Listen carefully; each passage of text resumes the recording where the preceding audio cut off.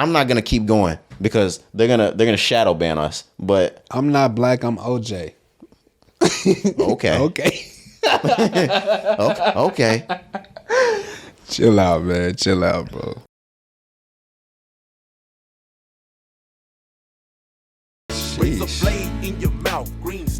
At all costs. Yeah, man. Episode 194 of the Rise and Grind podcast. We back in the building. It's your boy Roderick. It's Serge Cari. We here, man.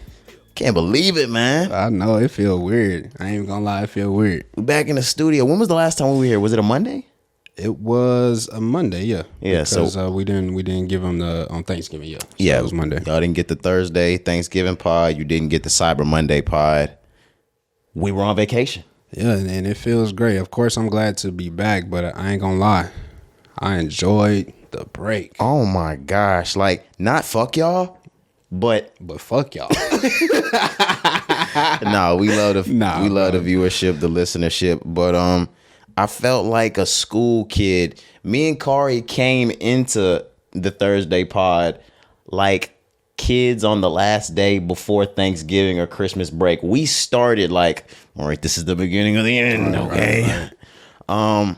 It's really one of those days of work when you know you're about to let out for a vacay, for some time off. And I really took that and enjoyed it. What about you? How was your week? I'll get into mine a little bit later. Okay. But how was your Thanksgiving break? Take us from when the pod let out on Thursday. Okay, absolutely. So the pod let out on Thursday, episode 193. We had last mentioned, the give back that we had did with Dayspring Family Church, Chef Hoppy. Mm-hmm. We mentioned that, but we hadn't done our give back yet. So right, I'll start there. So rolling into. Have we not? No, we hadn't did it. Oh, we did the Monday pod. You're right. You're right. Yeah, we hadn't did it. So of course, we accepted the donations once again. Thank you for everybody that donated. Everyone. Man, we couldn't have did that without y'all, man. Y'all understand how big that was. And y'all don't realize how much money y'all raised. I'm not, like I said, I'm not going to say the dollar. Yeah. But the Arise and Grind Thanksgiving give back was very successful thanks to you guys. Absolutely. But, we had to pivot, it ended up, we had to change some things around. I'm not going to go too far into detail, but our original plan, didn't work out the way that we expected it to work out, but we pivot. We, we had to change course, and we still was able to do what we wanted to do, just was giving back. Yeah. Shout out the Presbyterian Night Shelter in Fort Worth. We are natives of Fort Worth. Yep. Born and raised. Well, I wasn't actually born in Fort Worth, but from age 4 to now, my entire life I've been raised in Fort Worth. So we do a lot of community service work, and we have over the past few years, but we haven't done it in Fort Worth. I wanted to be able, and you did as well, to contribute and bring impact and bring more to our city. Mm-hmm. So there's a lot we do in Dallas. There's a lot we'll do in the Dallas area or the Arlington area, the Grand Prairie area, right. But I want to start catering to my city. So yeah, absolutely. And it was just amazing just to do that, like you said, just to give back to, where we from, where we reside, streets that we know, areas that we know. It was just amazing, bro. Like the feeling that I had all last week was just amazing, bro. Like it was holiday spirit. Dog, I was just so grateful, man, for just the week and everything. But standing in the give back, like I said, we was able to do that. So, we had to link up. We met up at Walmart, filled up carts with fucking groceries, just food out the ass, out the wazoo, man. We had so much food. It was crazy. So much fucking food. We delivered, I said hundreds. We fuck around and delivered, hundreds and hundreds and hundreds of items. Yeah, it was amazing, man. Then, on top of that, when we're in Walmart, we have people who are stopping us in Walmart, asking us, what are we doing, giving us money. Like, it's crazy. You know what I mean? Even more. Man, it's just amazing, man. That feeling was crazy. And then just to see, we young African-American men. So just to see people come up to us and, ask us, like, are y'all donating this? What are y'all doing? We tell them, it's for the podcast, it's for this, it's for that. And then just to see, like, their eyes light up and to give us our respect, it was just, the feeling is just amazing, man. Like, I'm so glad that we were able to do that. give back. And then, like I said, of course, it wasn't the original plan that we wanted, but I don't even care, man. Like, we still was able to give back. That's the most important part. Yeah. I can't give any more shout out than I can give an endless shout out to the Presbyterian Night Shelter in Fort Worth, because that was super, super, super, super last minute. Yeah. Being able to provide goods to them. And now I feel like we have a home to provide goods to at any moment that we need to. Yeah. Of course, we're going to explore every opportunity in our city. But yeah, I feel like we always got a place with them. Absolutely. Then shit, when we was doing it, me and you, we were talking. I was like, man, we got to come back here for something like, next month. You know what I'm saying? I was like, man, we got to come back like immediately, because I just had ideas flowing. I'm seeing all the people out there. I'm like, we got to come back out here and make a difference, man. Like, this is our city. We need to take care of our people. So when you see some of those streets on that south side, you want to make your way back out there, man. It puts it into perspective for you. But like I said, that was great. Moving on. So that week, Wednesday, shout out to Hobby once again. So he hit the group chat and he was like, man, I'm cooking if y'all niggas want to pull up. I'm like, all right, you know what I'm saying? So I show up. So I'll tell my story first. Is this the day before Thanksgiving? This was Wednesday. Okay, yeah, right. yeah. I'm just double checking because I get my days mixed up even though I was there. Yeah, for sure. So I showed up late. I had to get a fade. I did see this nigga a lot this week. Right. I showed up late, bro, and I walk in. I'm like, oh shit, the whole gang is here. Unofficial Friendsgiving. Unofficial Friendsgiving. I was like, oh shit, it's a party. I wasn't expecting. Of course, I seen people like, yeah, I'm gonna pull up, but I'm the last one to pull up. So I walk in, I'm like, oh, the whole gang is here. Like, everyone, guys wise. Man, it was a great time, man. Shout out to Hobby, what I'm saying? He threw down, of course, always, but for sure. That's a hell of a lot of food to whip up in that matter of time though. Like that like nigga, a day, I guess. He be putting that shit together. Yeah, that boy be working, bro. But put that shit together like a school day. I mean, yeah. But no, it was just amazing. The food was great. Seeing all the bros was great. We kick it, you know what I'm saying? We in that bitch drinking wine, drinking alcohol. It was just cool. Like I said, it was unofficial, and I think that's what made it so great, because it wasn't planned, So when things aren't planned, of course it could go any way. But we fam, bro. So like, it was just good to see everybody's face before Thanksgiving. We were missing one. I think we were missing Leo. We were missing Leo. Shout out to Leo. Yeah, shout out LaFleur. Your ass should have been there. Yeah, bro. I'm on your ass. But no, that was amazing. Then rolling into Thanksgiving, you know what I'm saying? I was just able to kick it with my people. We had a couple of fam come down. And it was just great, bro. Like I said, I really took it in this year. I was really just present in the moment, bro. Like, I swear I wasn't like in my phone. I wasn't doing nothing. Like, I was. Makes one of us. Focused on my people. You know what I'm saying? Like, I really was just enjoying the time with my mom, with my dad. I had an uncle come down, my little cousin. You know what I'm saying? Like, I was just like, damn, man, like, we need to appreciate this time. So, holidays is not the same all the time, because family, pass away, things like that. So I just tried to be present in the moment. But my Thanksgiving was great, bro. I had, like I said, the week was amazing. I'm grateful, man. I can't say nothing else. You want me to get in mind? Yeah, go ahead. Yeah. So I had the exact same feeling. It was an amazing week. I didn't have to work at all that week. That's so crazy. We did the Monday pod. Starting out on Monday, started my Thanksgiving break. So I spent ample time at home from Monday to Wednesday. I was at home the entire time, catching up on sleep. Being that I'm in the school system, that takes a whole lot of my time. Between 6:30 a.m. and 5 p.m. I'm booked. I'm booked and busy. So it was really helpful to be able to catch up on sleep for 3 whole days. I think I made myself even sleepier smoking as much as I smoked to keep it 100. Wednesday, I told myself that I was going to make a dish for the fam. I had sweet potato cornbread. Yeah, it was wild. Wait a minute. Yeah, man. You made that? Hell yeah. How'd that shit taste? It was amazing.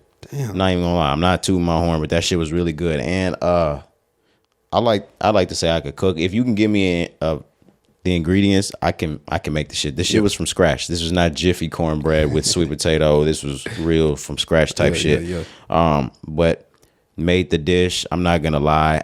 I made it twice just to make sure I didn't fuck it up. But made one on Wednesday.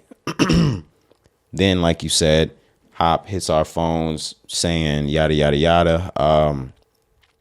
I know we're not having a Friendsgiving, but I'm cooking tonight, so whoever wants to pull up, just pull up. I didn't know Hoppy was cooking an entire Thanksgiving dinner. The man has turkey, ham, mashed potatoes, rice, greens, macaroni and cheese. You name it. You name it. Yams. He had a sweet potato pie. He had a sweet potato cheesecake. Yep. He had a Sakatimi cake. Shout out Mama Hop. Yep. Cookies too. The cookies. The cookies. Cinnamon, what is this? What is cinnamon chip cookies? Cinnamon chip cookies. Yeah. I walked in that house blazed. I wanted those cookies immediately. Yeah, that's the thing, man. Cause like, I don't eat as much sweets as I used to, right? As a kid, even on like Thanksgiving and shit. Like I love pie, but sometimes I don't know. Like my stomach don't be accepting it. But at Hoppy's crib, oh, I'm going for it, nigga. I had cake. I had cookies. I was in that bitch eating everything. Absolutely. Hoppy has the damn near fishbowl wine glasses over there at the crib. Yep. Those are deep ass wine glasses. I like the fact that we're in our mid-20s now and we are not under this assumption that we have to act like the guys. Like the guys, the stereotypical societal guys, they're not going to order cocktails in front of guys, the mixed drinks that are colorful. They're going to order beers. They're going to order hard drinks, shots, things like that. That's how we do it. I don't care about any of that. Not us. I am a grown man. Yo. It was glasses of wine in that motherfucker. You heard me. I already said we was in that bitch passing wine bottles around. Oh my gosh. We had our glasses, nigga. It was like a wine tasting. Hell of a time. I'm swigging this bitch around. Oh my God. I didn't even know what the hell I was doing. I was just swigging around like I knew what the fuck I was doing. I don't give a damn. We were having conversation with weed cultivators in the building that happened to show up about getting into the wine game, where we need to be tasting wine, taking the trip to the valley, taking the trip to Napa Valley. We was really having good dialogue, enjoying good conversation. You still got your time in, but before you pulled up, we went around the table and stated everything that everybody was thankful for.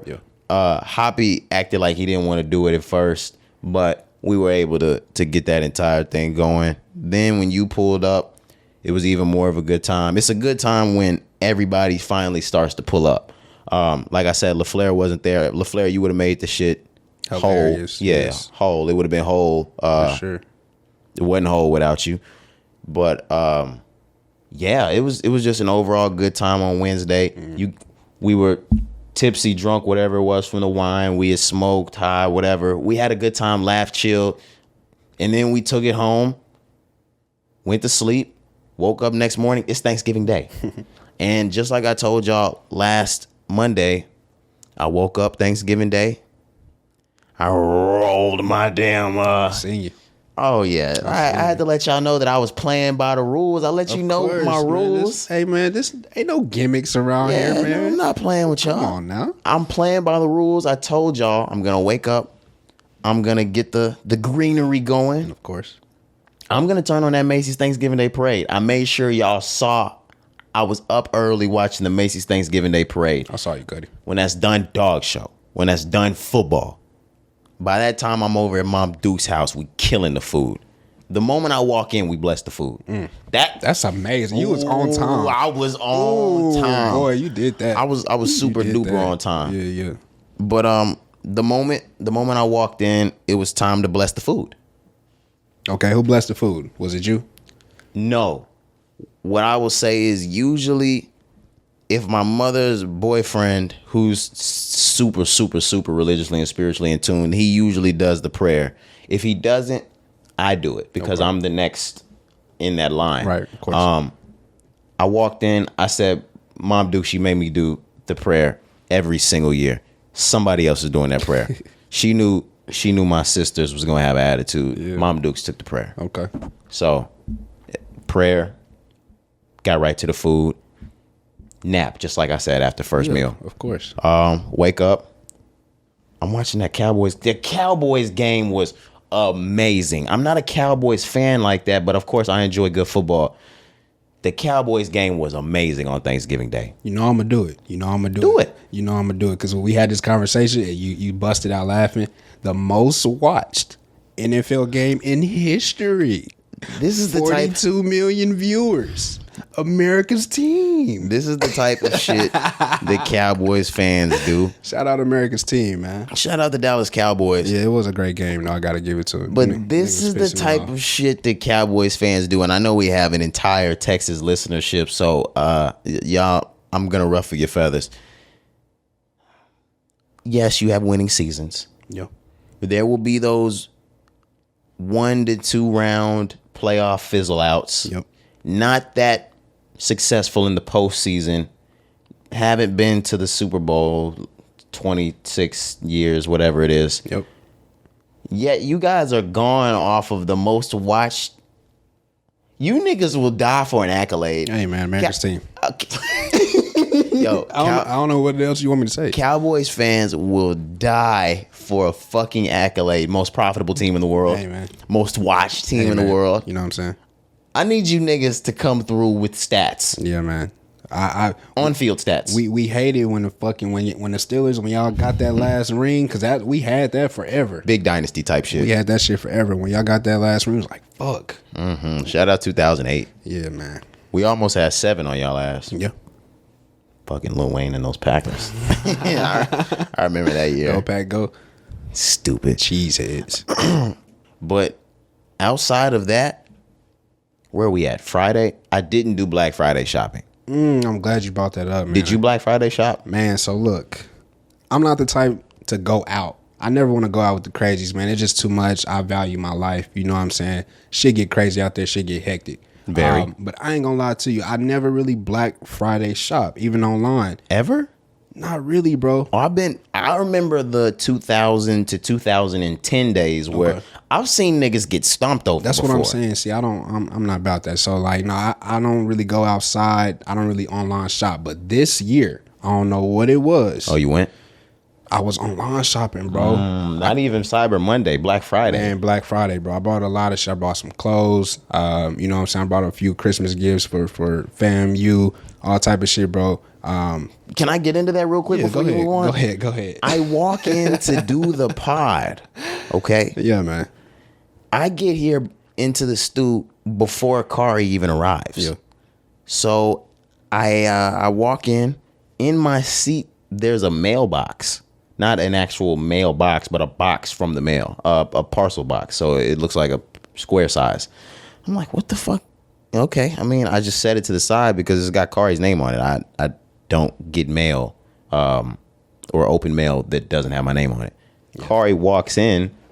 I said, you got this here for you. He said, no, that's all you. I'm looking at the shape of this box. I'm like, this nigga buy me a fucking Rolex? What's going on? Just a couple of weeks ago, I was talking to Cari about our middle school, junior high days, and we grew up in that 2010 to 2014 kind of era. I mean, that goes all the way from middle school through our high school years. But we grew up in an era of G-Shocks being the really big watch. Yeah. If you were lit in that era and you were in grade school, you had a G-Shock watch. You had one, I had one. A lot of our homeboys that really were able to get that had one. I opened the box because I was just talking to Cari about it maybe a week or so ago about how I've seen them in my promotions on my email. And I'm like, man, these G-Shocks are starting to look hard as fuck. Yeah. I'm copping another one. This nigga Cari copped me a fucking G-Watch on some, a G-Shock watch. Yeah. On some Christmas shit. I open it, it's blued out in the face.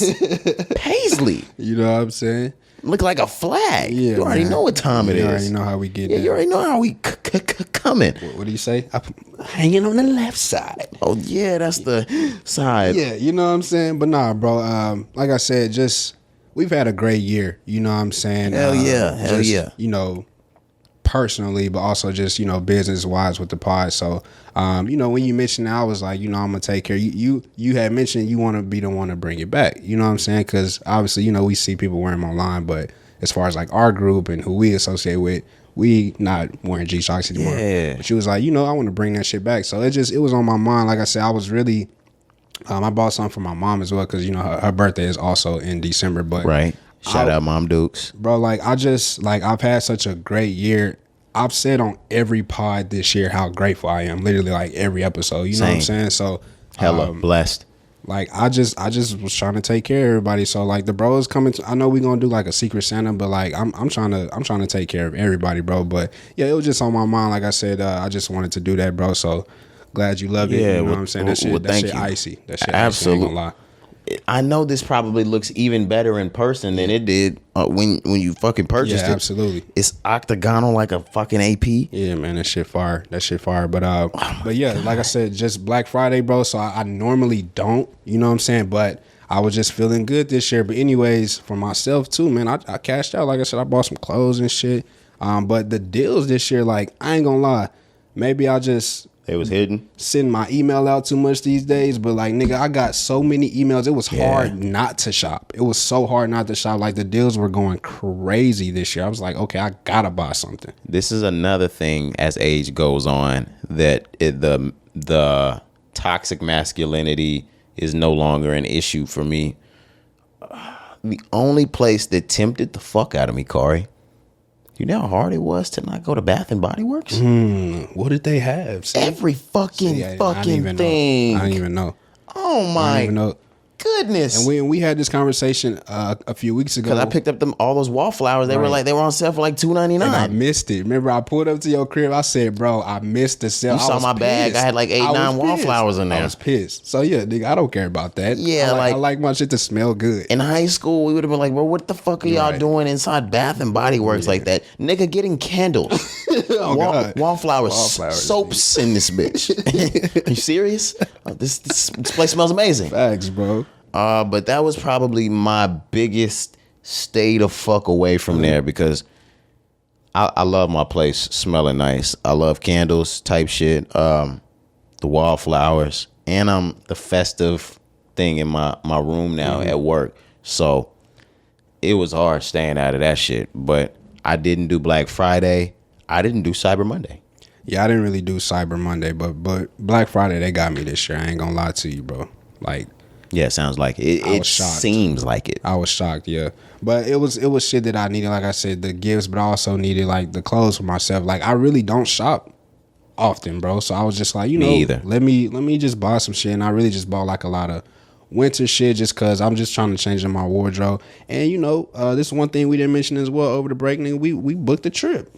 Oh my gosh. We booked the trip. Yes, as we were getting into the weekend. Was it the weekend when we finally booked the trip? So we actually booked it the same night of Rory and Maul. We just didn't mention it. We did book that the night of Rory and Maul. We booked it in the stands. We did book that in the stands. Yeah, bro. So yeah. Niggas really having these days. Yeah, something like that. Me and Cari were looking around and we were like, we've been hearing of that Nas concert at the Garden going crazy. We know it's gonna sell out. Yep. So why don't we get our tickets to that Madison Square Garden Nas concert while we can? We picked those up for February. We're headed to New York in February. Shout out New York, man. And shout out the New York listenership. Yeah. We gonna tap in, but we're gonna be in the city in February. So yeah, we're gonna tap in with the listenership. I want to be able to connect with some of the listenership while we're there. Absolutely, man. And then just all next year, like we gonna do a lot of traveling. You know what I'm saying? Just this is really a business trip. You know what I'm saying? We're gonna be out there on the company card. Yeah. Going crazy. Little company card shit going on. Stupid. Corporate card. You know what I'm saying? But nah, man, like I said, next year we're gonna really do a lot of traveling. But the first stop is gonna be New York in February. We will be out there for the concert. Shout out Ked, I hit you up. We're gonna be out there. Absolutely. With you as well, bro. We gotta, you know what I'm saying? It's been a minute, Ked, since when the last time Ked was here. He was here in the studio. I think that was like May. Yeah, I was like May or June. April or May. Yeah. Last time we did shot some shit with Ked. Damn. There's plenty of places we're gonna make our way to next year. In this area for sure. I've already talked to Cari. Not set in stone. I want to do a show in the city next year. Yeah. Keep it 100. I want to do a show in DC next year. Shout out DC, man. Like I said, nothing set in stone yet. We're making our way to our hot spots. Yeah. But we see y'all up there, DC, and we definitely going to DC next year without a doubt. It's written already. If New York was the only city that we had planned and didn't visit anywhere except one other place, we're going to DC next year. I promise you, we will be in DC. We are making our way to Washington DC. The numbers out there are just crazy, man. The fact that in such a fast period of time, y'all have damn near matched the Texas listenership. Like, you are not that far behind at all from the Texas listenership. Yeah. That's really big. So, hats off to fucking Washington, D.C. We coming out there. Plenty of other places we coming out there, too. Absolutely, man. But yeah, outside of that really wrapped up the break. But one thing I will say, like I said, I was really being present. So, I took this break to also take a break from social media. You did. So it was only like 4 or 5 days. But actually pissed me off. There was a lot of funny stuff that I sent you didn't look at. I know. When I got back, that shit was hilarious. Yeah. But that shit just helped me as well, just to be clear, man. Like I wanted to take this break and like really just not think about nothing. You know what I'm saying? Like I want to just focus on me, man. Like of course I missed the pod, but I really put the pod like on the back burner for the first time all year. You know what I'm saying? It felt weird though. I ain't gonna lie. Like it was a good weird. Yeah. Like I was glad to like not have to do shit, but just lay around and watch football. And you know, I was like, damn. But it felt weird. Like I should be working. I should be doing this. But I'm so glad for the break and taking the break from social media, bro. Like I said, it just helped me just be focused and present and just be mindful of everything that's going on around. You know, we get lost in social media sometimes, bro. So it was only like all the time, but only like 4 or 5 days. But I promise you that shit helped me so much. Like I was hitting niggas up, like just tapping in, checking in with you know, my frat brothers, like other people. I'm just like, how y'all niggas doing? Like what y'all up to? You know what I'm saying? Like it just allowed me to just focus, bro. So I feel great coming back into 194, bro. I feel amazing. That break from the pod, from social media, from everything, like that shit has me feeling amazing. I feel great too. Yeah, I think that about wraps it up for me. I know I feel like I'm missing something, but I think I think we're right on track. Unless you wanted to detail Monday through fucking Thursday this week. Nah, bro, we good. Yeah, man. This has just been back to reality, work week, shit like that. Yeah. I hope y'all have thrown those fucking Thanksgiving leftovers away. Oh my God, please. Because that shit is nasty. I know some of us, we've all heard Plies. We've all heard the Plies video. We don't have to go over the Plies video, but I just want to bring some insight to you. If you go out to the finest steakhouse in your city, you wouldn't eat that shit 6 days later. Your fucking homemade food is not that preservable. It's not that good. It's Thursday. We are 7 days out from Thanksgiving. Yes, no. If you have anything left, throw it the fuck out. I don't care. Stop making sandwiches. Like, even if you don't have enough for a plate anymore, stop throwing the turkey and the dressing on bread, making sandwiches. That shit's so fire though, bro. I know it is. Cut it out. It's over, guys. I was done. I had my last plate on Saturday. I had my last plate on Monday morning. But I didn't eat any Thanksgiving food on Friday. So I only ate Wednesday, Thursday, and Saturday Thanksgiving food. After that, I was done. Oh, no. I grew up. I'm a part of the culture. Mama, I don't live with mama no more, but I can hear mama's voice in my head. No, we definitely still got Thanksgiving food in that refrigerator. The next day, mama, can we go get, we got ham. I see some dressing. We got greens in here. We got bread. We got, mama, the next day, we still got macaroni and cheese in here. I see some rice, some macaroni, some mashed potatoes, and there goes some turkey. Put it together. Nah. Mother. No, throw that out, guys. Nah, man. That shit was fucking my stomach up, bro. I ate so much. That's another reason why I didn't want to eat it. Like, bro, shit just weird these days. You know what I'm saying? We're older. For me. Yeah, for me, bro. Like, of course, I know food and shit. We can get into GMOs and all that. I know we eating a lot of processed shit. But even just outside of that, like, my body just don't be accepting that shit, bro. Like, I was fucked up. So I was just like, I don't want to eat this no more. Like, I'm toe up. Like, for real, Friday, I was toe up. I'm a huge cabbage fan. I already know cabbage does shit dirty, dirt cheap. Yeah. This shit had me about to see the doctor. See what I mean? Like, it was to the point where I'm gonna get a little TMI with the pod. I was in a 12-round bout with my toilet and my ass. I'm like, this nigga's a heavyweight. No, the toilet was the heavyweight. The cabbage was the heavyweight, and I was like, why is it beating me? Why does this hurt? Oh, that's blood. Yeah.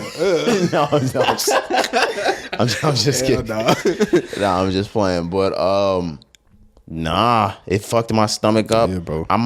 But we do things. That's the other thing, Corey. And I know your family's different. Your family's really health savvy. I try to be. We have such a strict diet that everything on Thanksgiving Day, I'm not, and my body is not used to eating. Mm-hmm.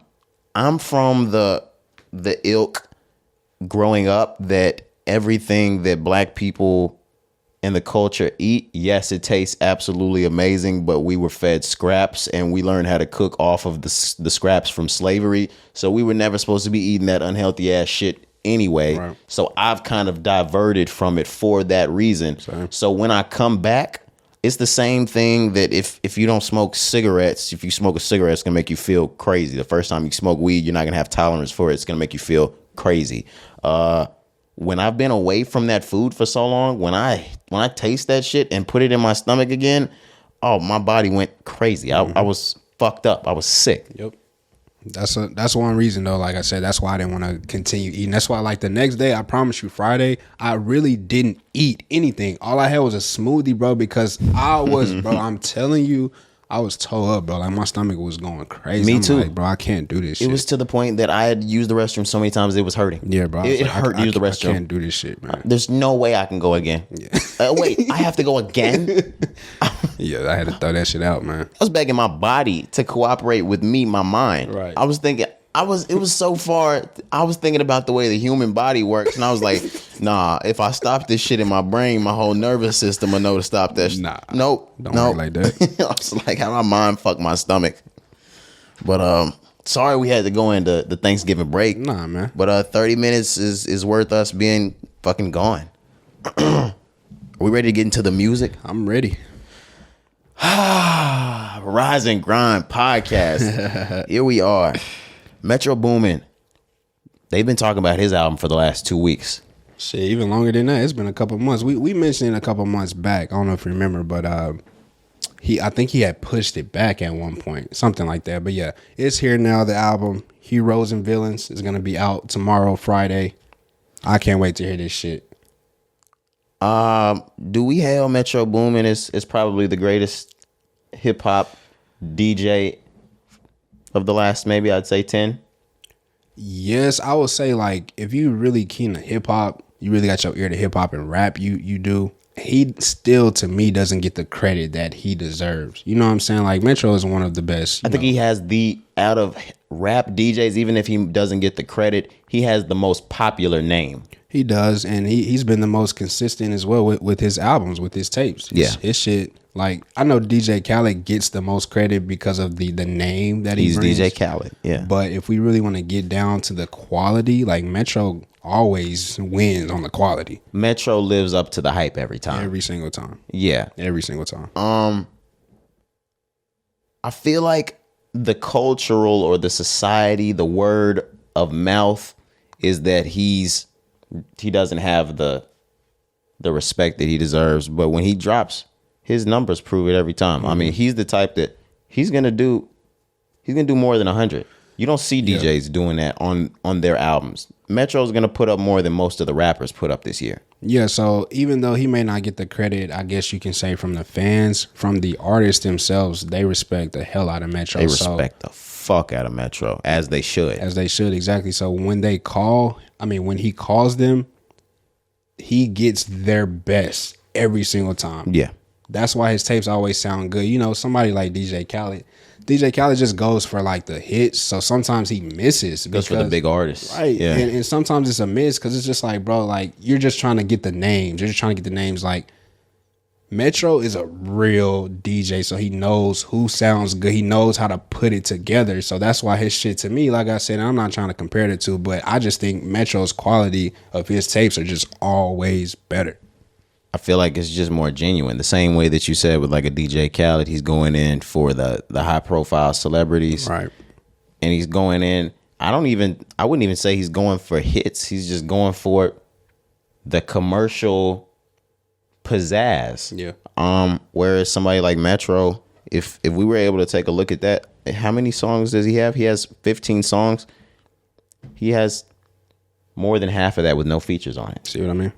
I mean, well, of course, we know that they're gonna have rappers on them. That's not him. But I'm looking at this feature list. It doesn't even look like it includes that many artists. Right. It doesn't. So we got word of Young Nudie, Future, 21 Savage, Chris Brown, just a few names to add. But yeah, like just artists that you know that bro really likes, bro really fucks with, he has a relationship. You know, most of those artists outside of Chris Brown and that's the only one. Where's Chris Brown from? Virginia? Outside of that, them Virginia. Only niggas is from, them other niggas is from Atlanta. So like OTF, this is family shit. You know what I'm saying? So like I appreciate that. Like he goes and gets the same people that he has a relationship with, that he knows. We've made music before. We have a chemistry.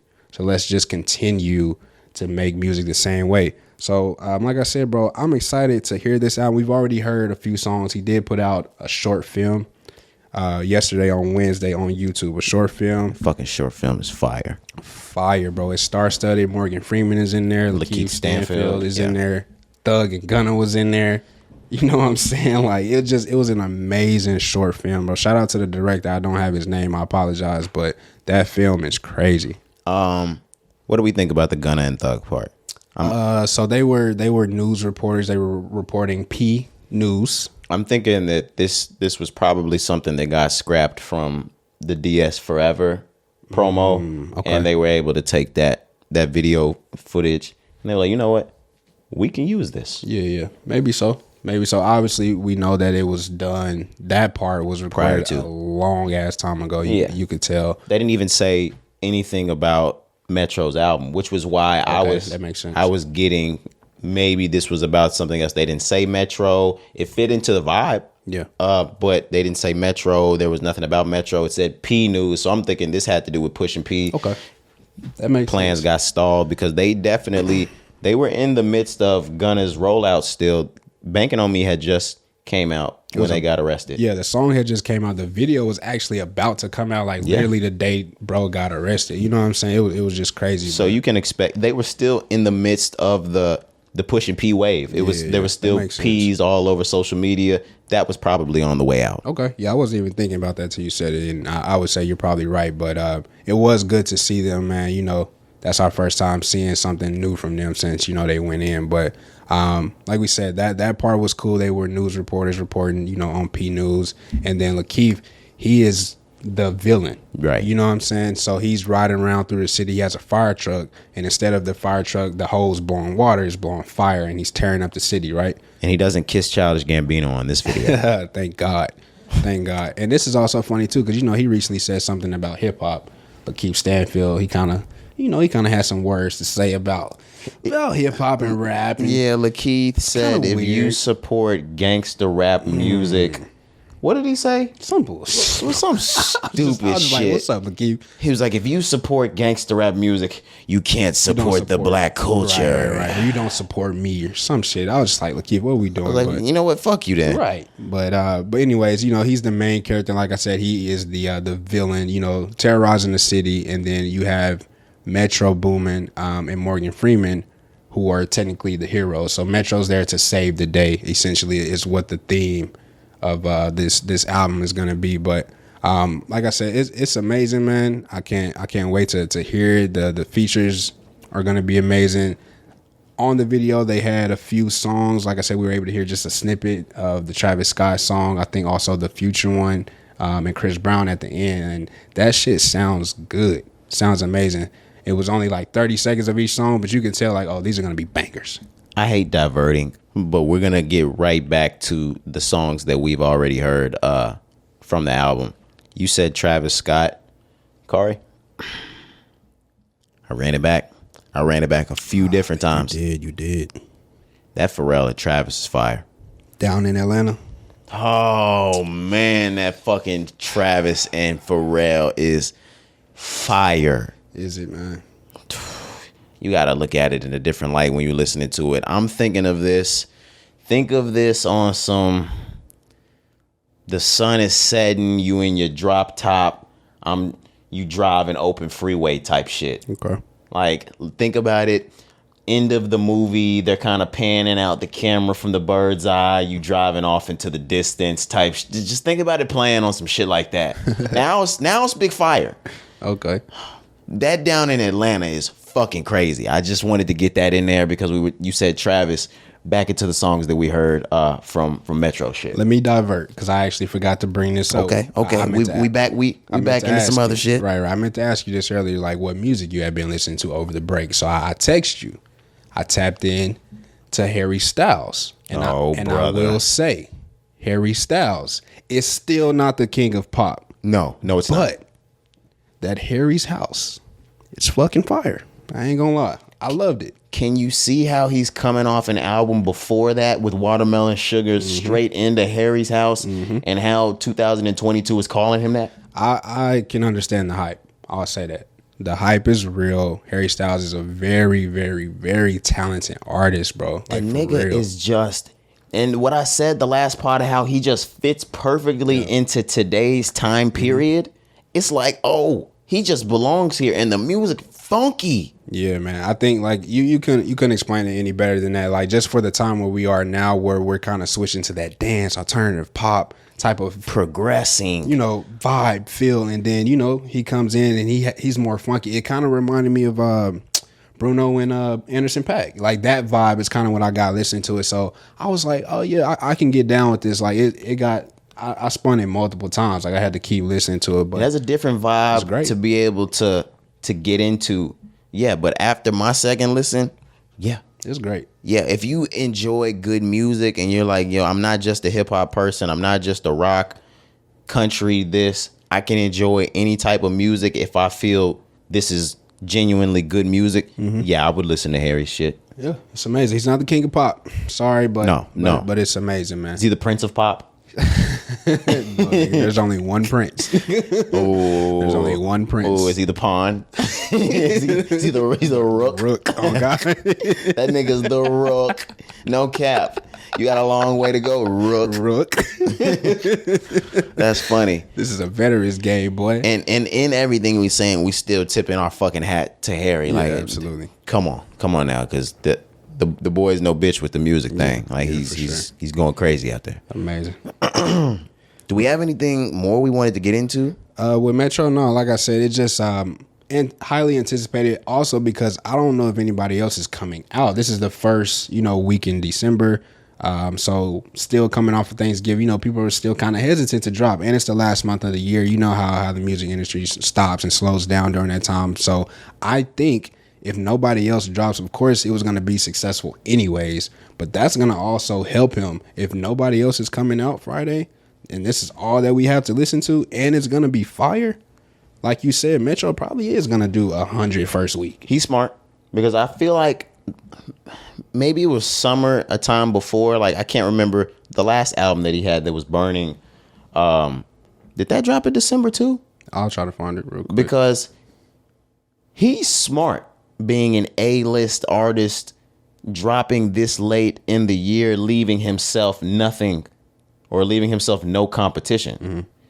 Do you know when the last one was? November. Not all heroes wear smart. capes. Yeah, he's smart. Coming through in the fourth quarter.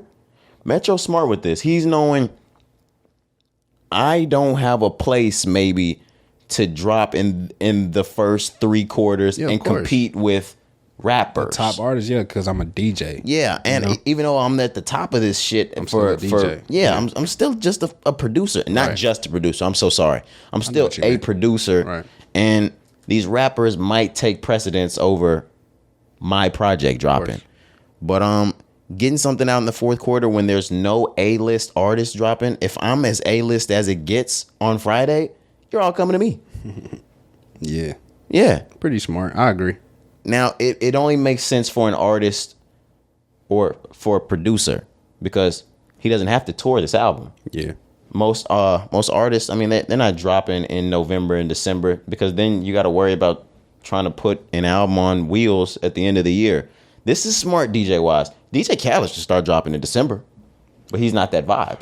No, he's a summer vibe. Leave him in May, April, May, June. Yeah.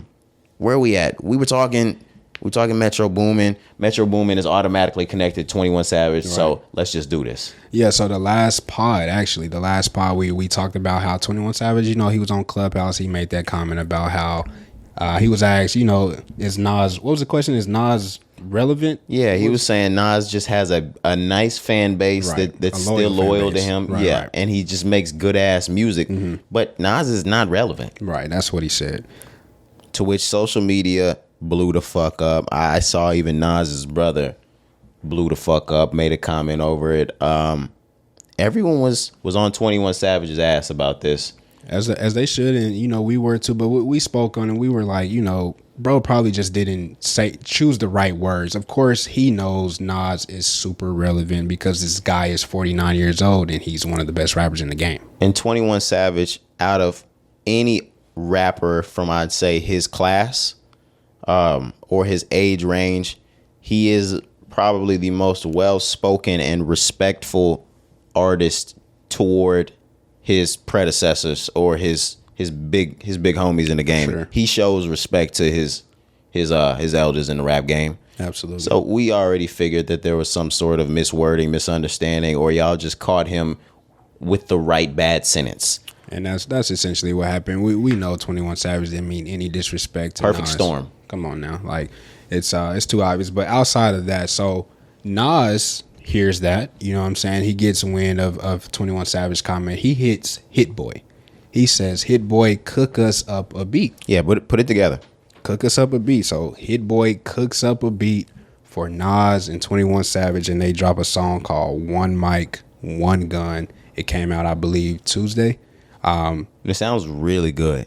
First off, let me just give more flowers to Hit Boy because he's the best fucking producer in the game. The beat is crazy. Like when I first sent the song to the group, I was like, bro, like I was more in love with the beat outside of anything. Of course, they went in. The song sounds amazing, but this beat is crazy. But yeah, bro, it was just amazing to get this song because, a lot of people, social media went up in a frenzy, like you said, and try to, pin them against each other. But Nas was like, nah, let's use this as a advantage to show like, nah, man, this is not what we here to do. Like, I'm at the top. 21 Savage is at the top. Let's just be great together and let's give the world a great song. And that's what they were able to do. Yeah, this is great. This reminds me a lot of Let Nas Down between J. Cole and Nas. Not the exact situation playing out, but J. Cole did something that upset Nas. Mm-hmm. J. Cole needed to make that up. He wrote a song for him. He just so happened to run into him, present the song, yada, yada, yada. It history from there. It's Nas, man. That's the only way he moves. I'll read his exact Nas comment. moves with love. Yeah, bro. He says, the only way we moving is with love. Just like you said, love, respect, and unity, the foundational principles of hip-hop. Excited to collaborate with my younger brother, and I hope more artists use these turbulent moments and turn them into a time to make new art. That's what it's all about. Just OG. That's incredible, man. Because there's not a lot, or maybe I'd say any OG in the game that's gonna hear a comment like that come from an app like Clubhouse that they already halfway respect because they think that people get on there and just talk out of their ass. Bullshit, right? And turn it into light, actually get on the song and turn it into love. If you talk shit about Jay-Z like that, even though we might not consider it shit talk, if you make a comment like that about Jay-Z, there's no fucking way that you're getting a verse from him anytime in your life. First off, he's not even gonna comment on it in public. You know how Jay is. He don't talk much. But yeah, I agree with you. Jay is not getting on a verse. You know how long, and 2 Chainz didn't say nothing bad about Jay-Z, but you know how long 2 Chainz been dying and praying for a Jay-Z verse, 2 Chainz been rapping for how long? Almost 20 fucking years. He still hasn't gotten that verse. If 2 Chainz said that Jay-Z wasn't relevant, he just makes really good music and has a loyal fan base, Jay-Z would silently ruin his career. Like all the good shit that y'all see Jay-Z do with prison reform, getting anybody out, making sure that everything's taken care of with artists in the hip hop community. Right. Just imagine that on a complete adverse side. Yeah. The complete left side. Just imagine him completely dismantling everything that you have.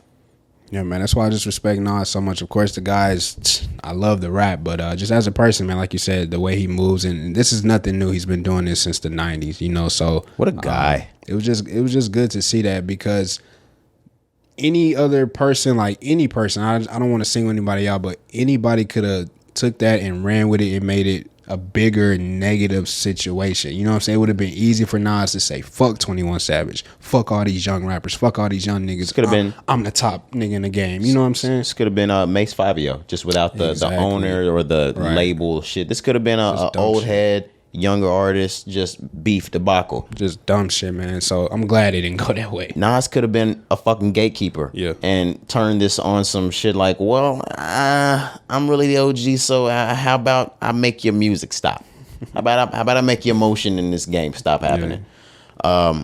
Because I promise there are bigger rappers in this game that are OGs that would have made your motion stop. If you said that shit about 50 Cent, let 50 Cent has still been a relevant rapper. He will stop your fucking motion. Facts. Like, if you could read a Harry Potter book, nigga. Oh my! If you could read one page of a Harry Potter book, nigga, I'll promote. He was like, I'll donate 500,000.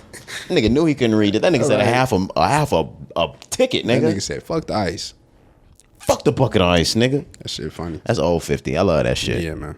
Shout out that boy 50. Yeah, man. But shout out Nas, 21 Savage once again. If you haven't heard that song, shout out Hit Boy as well. But if you haven't heard that song, One Mic, One Gun, check that out, man. That's great hip hop right there. Absolutely. I think we're out of music. We're ready to move on to news. Drake, her loss. Drake, we've been talking about this shit for weeks. Yeah. It's amazing. It's amazing. I want to talk about a couple of things with his albums coming out. Certified Lover Boy dropped.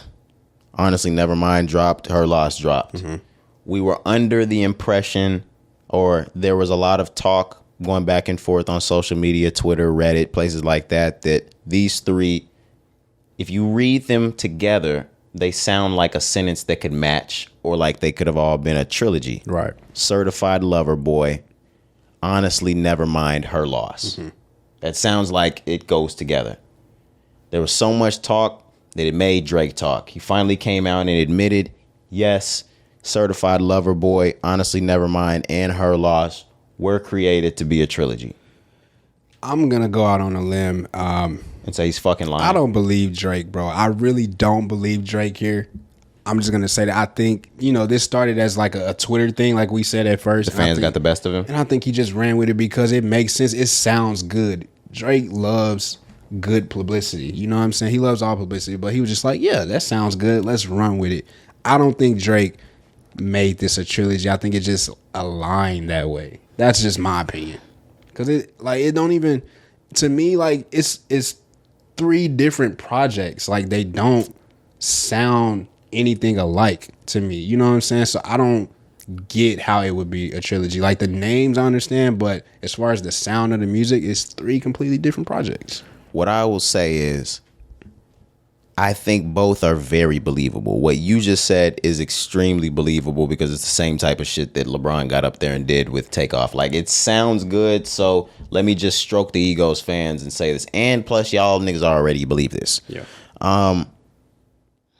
But no, I actually feel like there might be a lot of truth to this. The only thing that kind of sticks the wedge in it is Honestly Nevermind, because Certified Lover Boy and Her Loss do have a lot of similarity to me. If you were to get those back to back, I would be like, oh, yeah, that's an album and its sequel. Yeah.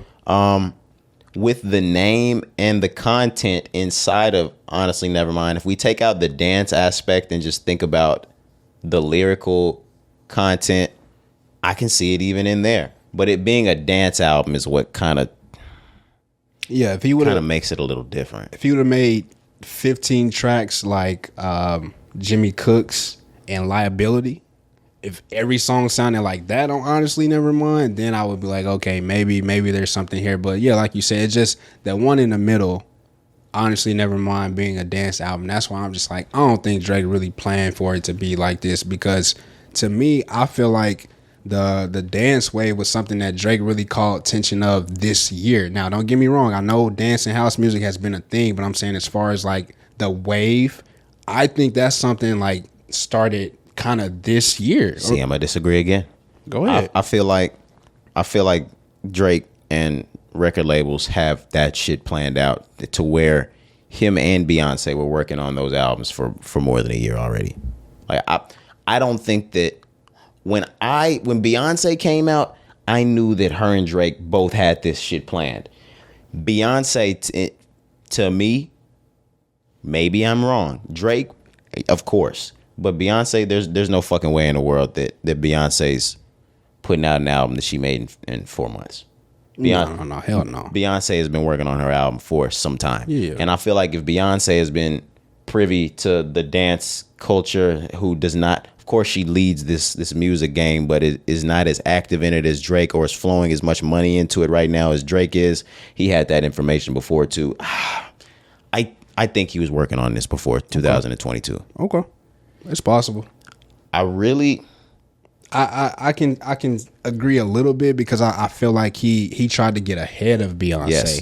He wanted to get ahead of everybody. Yeah, everybody, but Beyonce was the one that was coming next. So yeah, I see what you mean. Like, and of course we know if anybody is in bed with the labels, it's Beyonce and Drake. They get it, all the news first. They know everything that's coming before anybody. So I know what you mean, but I don't know. Drake is just, I don't know. I just don't think this was a trilogy, bro. I lean more towards the believing it's a trilogy than believing it's not. Okay. Dang, I was gonna ask something, but it's okay. If I think about it, I'll move back to it. Okay. Drake said her loss is at the top of his discography. Yeah. He said that it's top 5, if not top 3. Yeah, so it was crazy over the break when we linked up. I pulled up on you at your crib. I forget why, but I walked in, and I've said this before. We had the conversation with the bros as well. I said the amount of times I've played Her Loss is unhealthy, right?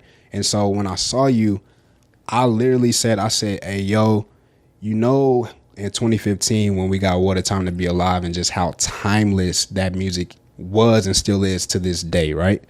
I said Her Loss is going to be like that to me. Like, I don't know what it is, but I think we're going to look at 2022, Her Loss, Drake and 21 Savage years from now and say, God damn, this music is timeless. It still sounds great.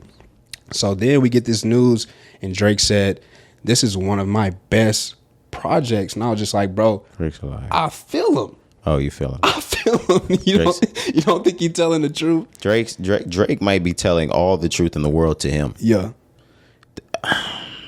Cari, this man put out Take Care. He put out Thank Me Later, and he put out Nothing Was the Same.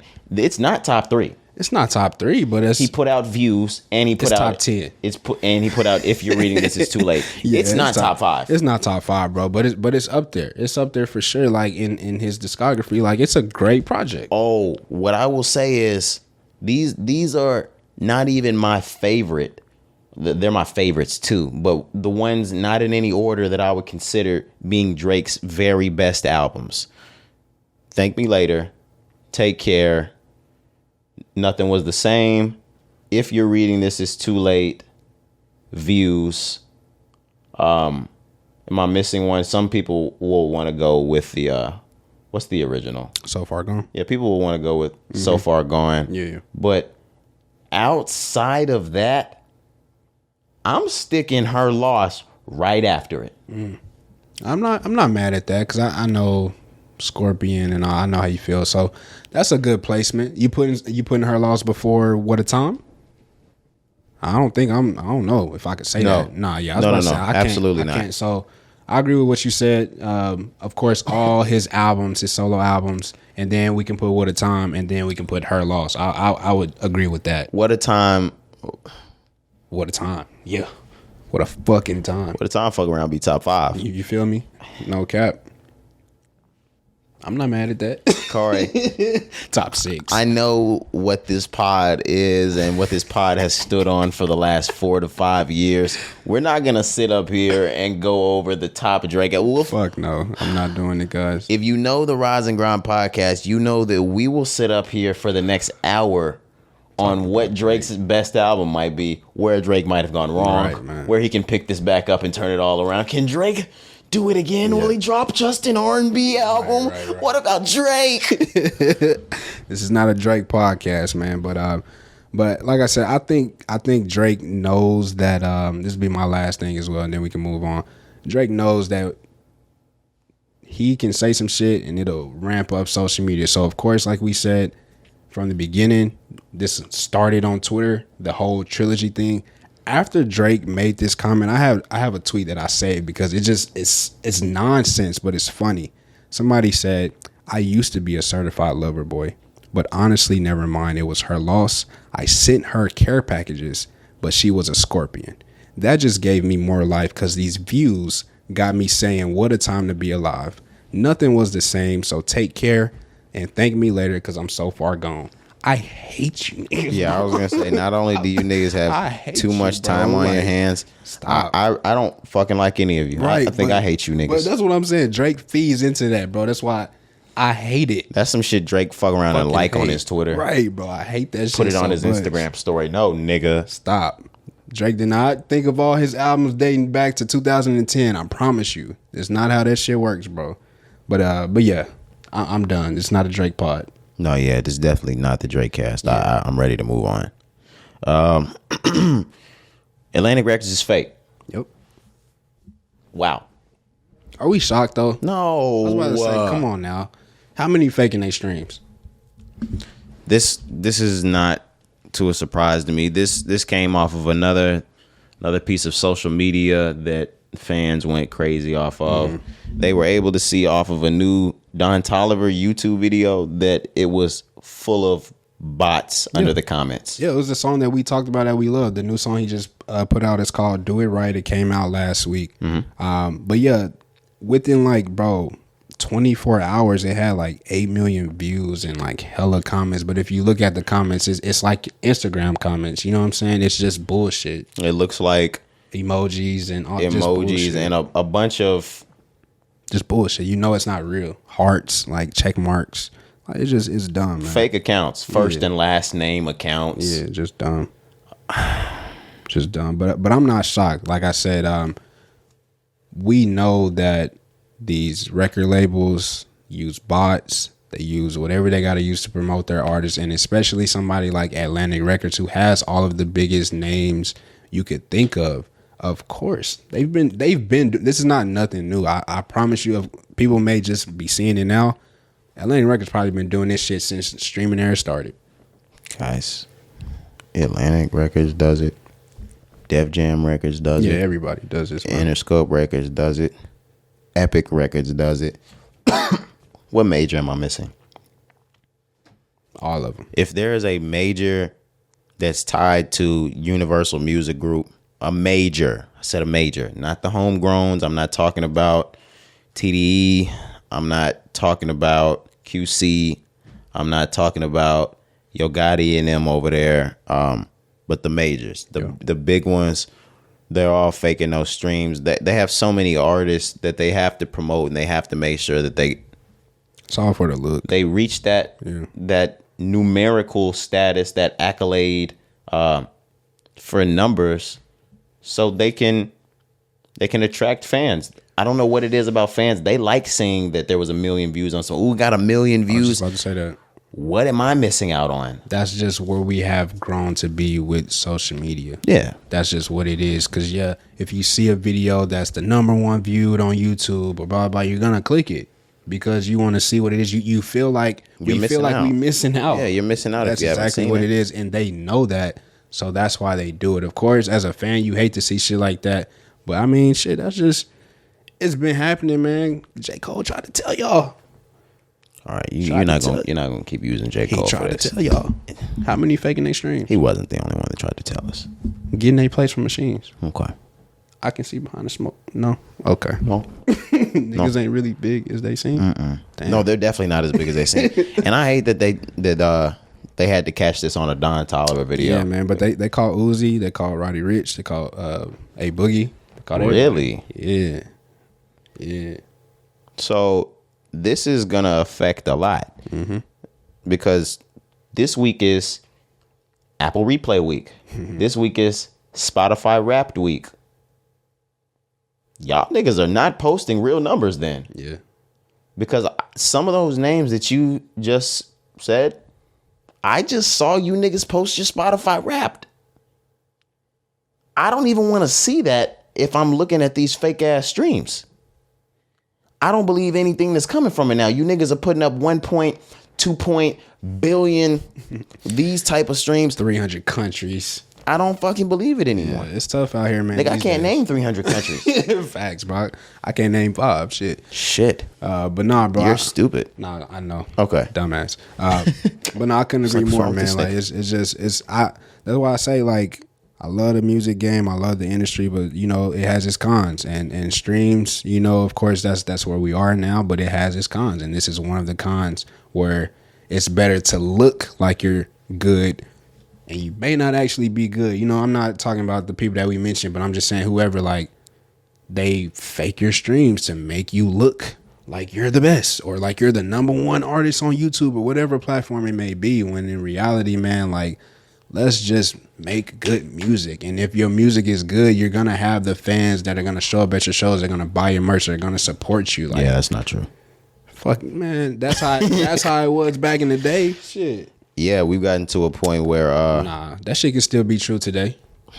It can be. No, it can't. Man, yes, it can, bro. We've gotten to a point where with these labels, and I've listened to and spoken to A&Rs that say this exact same thing. A&Rs at majors that they're saying shit like, it's not like the old days.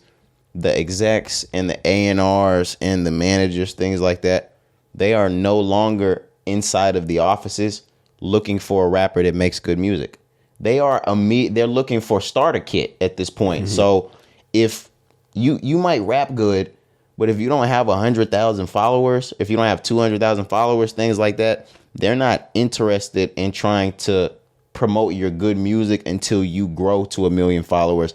They want a nigga that's already in the microwave. Okay. That they can just pull it out of the microwave and do what it needs to do to make it good because it's already hot. They're not looking for a nigga that can make hot anymore. Okay. They want shit that's already heated up. So niggas don't want to work no more. Okay. That's exactly. Okay. The labels have turned in good music and promoting their good artists for, I have a popular artist. Let's see if y'all like him. So let's just see how much we can get for you right now. And if you don't last, that's your fault. Fuck it, because we gonna get our money. Right. It makes sense, bro. I just man, maybe I'm looking at it from a different perspective. I just feel like it's still, if it worked before, I just feel like it can work again. I know it may be hard. They just don't. Right. I know it may be hard now, but it can still work, you know, especially if a nigga going the independent route. You know what I'm saying? It's gonna be hard. You're gonna have a battle. That's where you see it work, because where you see it work. Majors won't do that for you. That's why you get to see.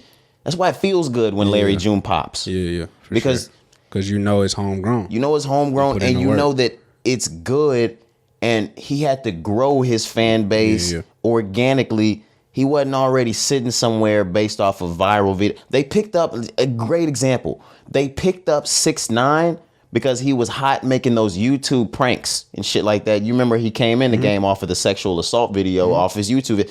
They don't need a nigga that's good at music. They need a nigga that draws views on the internet because all they care about is making money. I feel it. Back in the day, good music made money. Viral videos make money now. So it sucks, but yeah, it is what it is. Yeah, it's trash. Yeah, I hate it. I really hate it, but it's cool, man. If you independent though, shout out to you, man, for real. No, facts. For real. There's not too many of y'all left out here. I heard you say the word con. Let's get into these con men. Corey, are you going to that Taylor Swift concert? I'm not. I'm not a huge Taylor Swift fan. You know, I know she's she's the biggest. I was gonna say not one of. Yeah, she's the biggest. She's man. the biggest. She sold. I think the official numbers were 1.7 first week, if I'm not mistaken, which is insane. Yeah. Insane, bro. But no, I'm not going to the Taylor Swift concert. She's gonna touch 52 like cities and countries in total, I think, and it's gonna last like 5 or 6 months. Her tour, it's fucking crazy. Is the reason why you're not going because you don't want to go, or because you were not able to get your hands on a Taylor Swift ticket? A little bit of both. You know what I'm saying? It has to be both. Even if you didn't want to, there was no way you were getting your hands on. There was no way. You know, Ticketmaster said, "Fuck that, nobody's going." Yeah, even if you wanted to go to Taylor Swift's concert, got on, they were like, "No, I don't think anybody gets to go. We're gonna send all this to the resellers." Yep. There's some funny shit going on with this, Cari. So basically, some people were able to purchase a general admission ticket. We're not even sure of the number of people that were able to purchase general admission tickets on Ticketmaster for the Taylor Swift concerts. All we know is that the sites got so full it crashed, and instead of, adding more bandwidth, instead of doing what we need to do to make sure everybody can purchase tickets, they completely disabled all general admission tickets, citing that they do not have the capacity to hold all of those general admission tickets or to hold the people online for them. Sounds like bullshit to me. To which this is what is the bullshit part. You're right, Cari. So there's not enough general admission tickets. However, the same mysterious amount of general admission tickets get sold to the reseller websites. Mm-hmm. So now these resellers are taking these tickets that were general admission, maybe 400, 500, 600, maybe near 1,000 or 2,000 if you're up on those front row seats. People are paying upwards towards anywhere between $40,000 and $100,000 for those front row tickets, Cari. Yeah, I saw a $40,000 ticket. I almost threw my fucking phone. I saw something. Sick. It's not even front row. The side of the front row, $26,000. Are you on dick, baby? Gotta be. You have a whole dick in your mouth if you think I'm paying $26,000. I was listening to a young lady on TikTok. Yeah. It got to me from a news source, but it was her TikTok they were playing during the article. I could plan a very, very, very nice wedding. Mm-hmm. She did say that, yeah. For one ticket. It was like $26,500 for a front row ticket. Crazy. I can plan a wedding and a funeral. You can plan a whole lot of shit with 20 G's. Budgeted right, I could plan 2 or 3 funerals. Not 2 or 3 funerals, 2 or 3 weddings too. For sure. You can do a lot with 26,000. Motherfucking right you can. Yeah. And not go to a goddamn Taylor Swift concert. But shout out Taylor, bro. Like I said, like her fans, she has amazing fans. This is her first time touring in 5 years. So you can understand the demand. But Congress doesn't.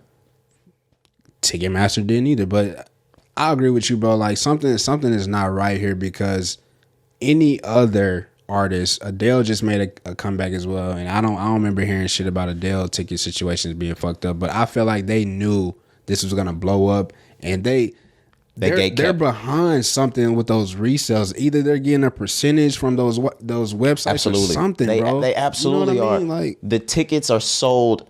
Taylor Swift's tickets were sold solely, I believe, on Ticketmaster. Yep. The only reason they weren't on Live Nation is because, from what I think we gathered, Ticketmaster and Live Nation, they're in cahoots. They have a partnership. And basically, unless you're getting a concert ticket from Live Nation or Ticketmaster, you are getting it from a reseller. Mm-hmm. So the problem is that Congress is bringing in is, between Live Nation and Ticketmaster, it looks as though we have a monopoly situation going on. Yeah, and we do. We absolutely do. They finally just caught it. Maybe somebody slipped up. Nobody. Nobody Taylor Swift's situation, they thought that we were going to keep moving this under the rug, but we were going to get the big ticket this time for the Taylor Swift shit. And they were like, no. They slipped, bro. Taylor Swift had millions of people go to that damn website, bro. Like it was insane how many people crashed that damn website. They had, if I'm not mistaken, they had billions of clicks on that site. That's crazy. Yeah.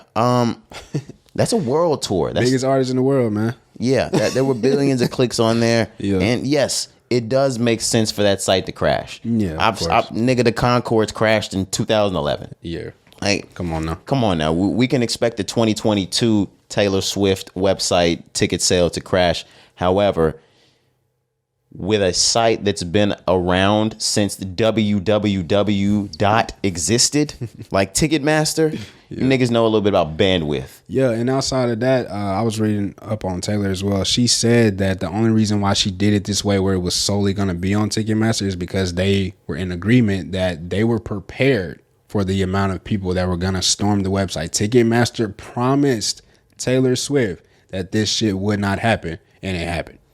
I'm gonna keep it 100. I believe Taylor because I do too. Taylor is gonna cut her check and make her check regardless. Going on tour. This has to do with. This is like if the promoter's fucking with your money before you get it. Mm-hmm. Bitches. This is dirty.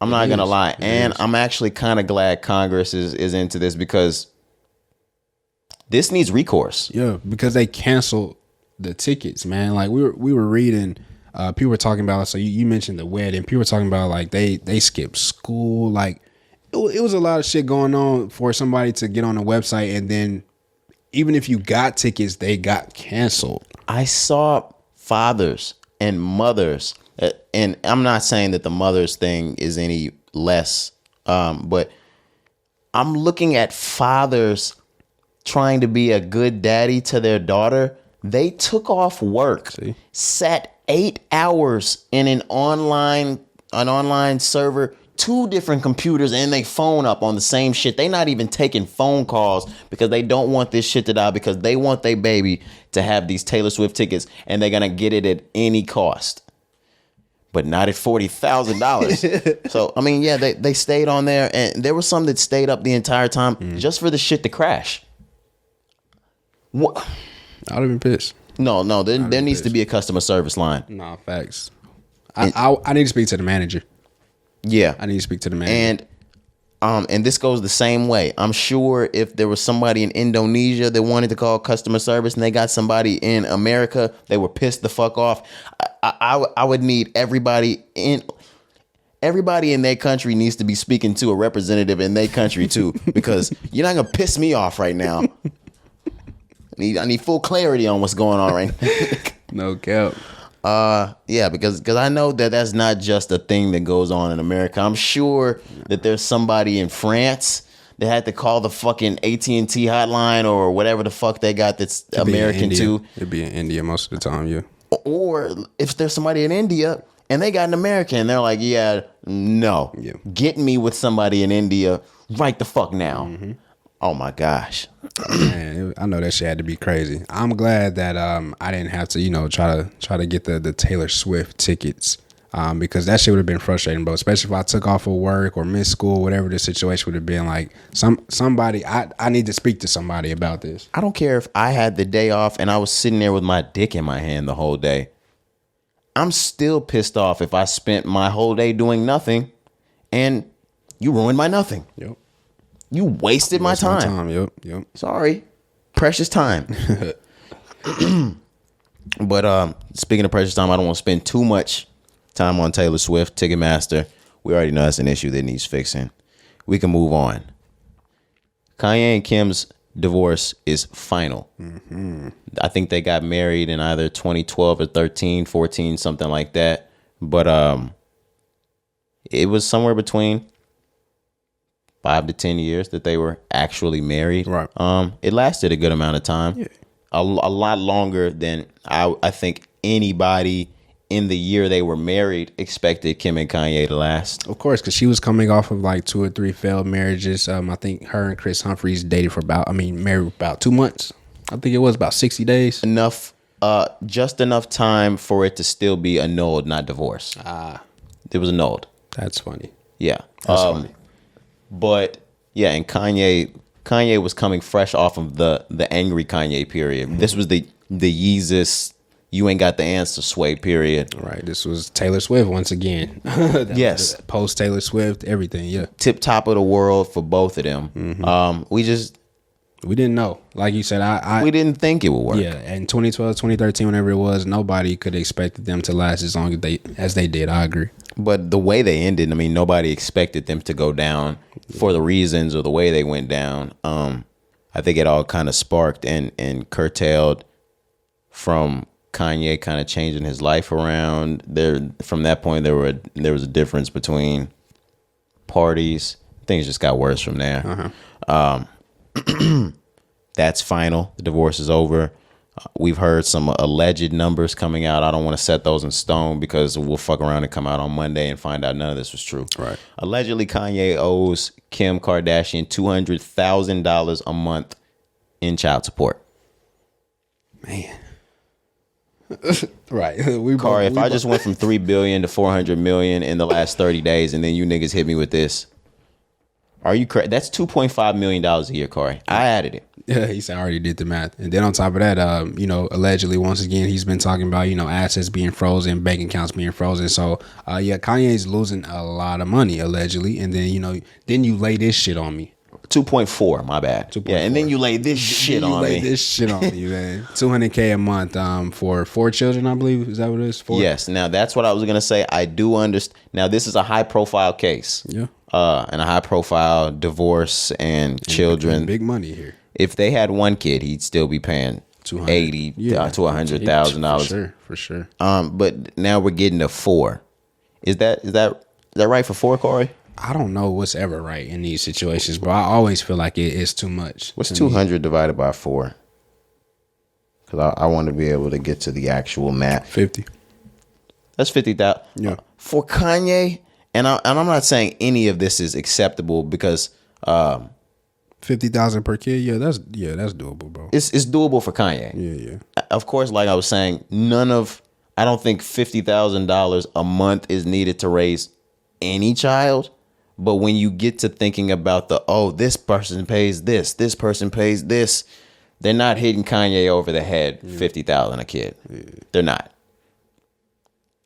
This is live withable. Yeah. Cari's not responding because Cari doesn't want to talk Kanye West ever again. I mean, I don't really care about this. This nigga's gonna have to come out with a new album for Cari to want to talk Kanye. He's probably still not gonna want to talk Kanye. Nah, bro. I mean, it ain't really much to say. Like, he's going through a lot, and then these numbers, like we said, we just don't know. But I really don't give a fuck about their divorce. I hate. Oh, I don't either. Yeah, I hate it. I hate it for him. I hate that they're divorcing. Right, and I hate that he's away from his family and his children and things like that. Of course, I hate that, but I don't really give a fuck about their divorce or how much he ends up having to pay. I just don't care. This is the one thing I'm just gonna get. We don't have to stay here long at all. Did you see he was in an interview and he was talking to somebody on the podcast and the podcast host refused to say the word Jewish and he got up and left? No. They were talking about being canceled and they were like, yeah, they will cancel you. And he was like, no, say it. And he wouldn't say what community will do what. Kanye got mad. He got the fuck out. He was like, oh, y'all niggas scared. He didn't give the nigga 15 seconds to answer. When he didn't say it, he got up immediately and left. Yeah, it's funny, man. Yeah, it's funny. He was like, is that it? That's it. He's gone. Yeah, he's funny. I'm just gonna leave it at that. Funny guy. Yeah, let's just leave it there. Yeah. Where we at moving forward? Moving on, man. Oh, this is still Kim and Kanye. Yeah, I was about to say. So, moving on. Balenciaga, of course, like you said, we know that the partnerships with Kim and Kanye were there, but Balenciaga did some still there with Kim. But she actually turned down something recently because of this. But was this last week or the week before? This happened about 2 weeks ago, I'd say. But what I will say is she might have turned some things down. But she's still under contract. She's still under contract and partnership. She just said that she wants to let things blow over before she wants to give them the chance to make up for their actions. Yeah, man. So the brand, the company, the organization, whatever you want to call them, Balenciaga, they have been accused of sexualizing children in one of their most recent ads to promote, what was it, bags, purses? What was it?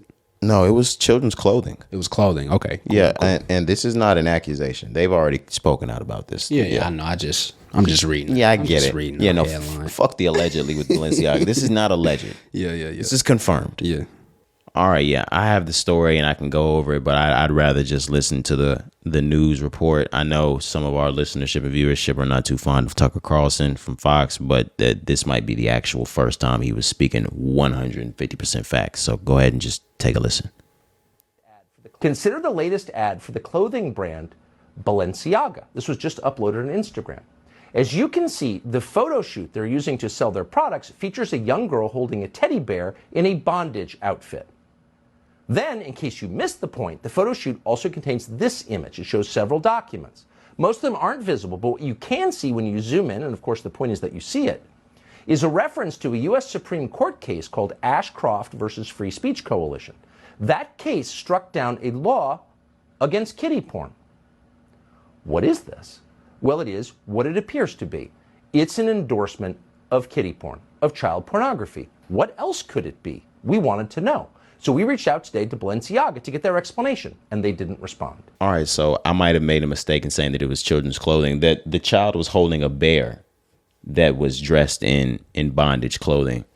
Tucker Carlson said that they hadn't responded, to which now that we're potting, Balenciaga actually has responded. I don't have their apology, but they have an apology. They said that they're sorry and they make mistakes, but they're open to changing. They want to be able to change. Yeah, they pulled it too, of course. You know, all the images they pulled down. Fucking course they pulled it. The campaign, it's gross. They're gross.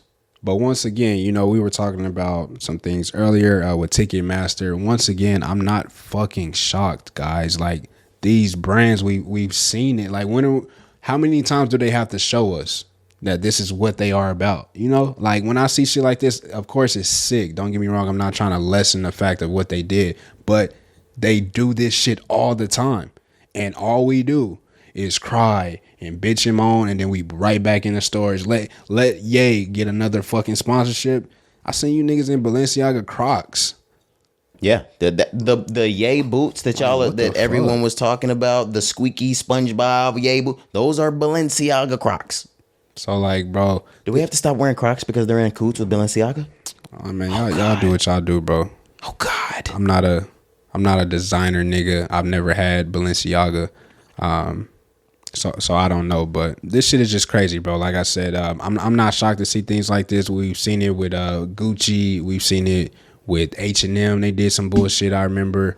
We're seeing it with Balenciaga. So, I mean, what are we gonna do about it now? Are we gonna stop wearing the brand? Or are you guys gonna stop buying Balenciaga? No, they're not gonna stop. What the fuck? They're not gonna stop at all, Corey. I have Balenciaga's apology, though. It's a little lengthy, so I'm only going to read certain parts, the important parts. They said, quote, "We would like to address the controversy surrounding our recent ad campaigns. We strongly condemn child abuse. It was never our intent to include it in our narrative." You're a fucking liar. Let me go on. "The two separate ad campaigns in question reflect a series of grievous errors for which Balenciaga takes responsibility." That was not an error. Let me go on. Let me just get to the important part. Let's see. Yada, yada. The first campaign, the gift. Yeah, I'm not reading that part. "While internal and external investigations are ongoing, we are taking the following actions. We're closely revising our organization and collective ways of working. We're reinforcing the structures around our creative processes and the validation steps. We want to ensure that the new controls mark a pivot and will prevent this from happening again.